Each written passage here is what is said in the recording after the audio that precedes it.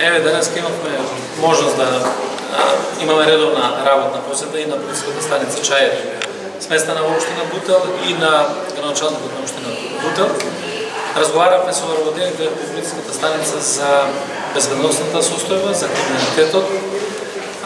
И навистина ми е задоволство да истакнам дека во овој сегмент бележи значителни резултати, позитивни во изминатата година, претежно во намалувањето на криминалитетот и во делот на регулирањето на сообраќај. Навистина тука сакам да се заблагодарам на граѓаните на Чаир и на Бутел што придонесоа и помогнаа на македонската полиција да покажеме дека можеме да го следиме тој сообраќајен хаос и ги повикувам понатаму да бидат дел или партнери од Чаир и Бутел на македонската полиција. Исто така со градоначалникот разговаравме околу нашите заеднички надлежности кои што ги имаме, пред се во делот на безбедноста, како да си помогнеме едни на други.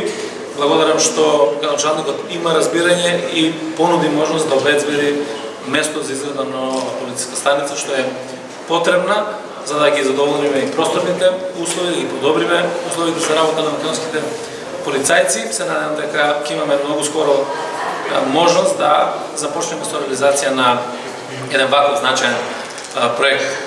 Исто така поразговаравме малку и околу моментот во кој што се наоѓа Република Македонија, околу референдумот, околу историски миг за нашата држава.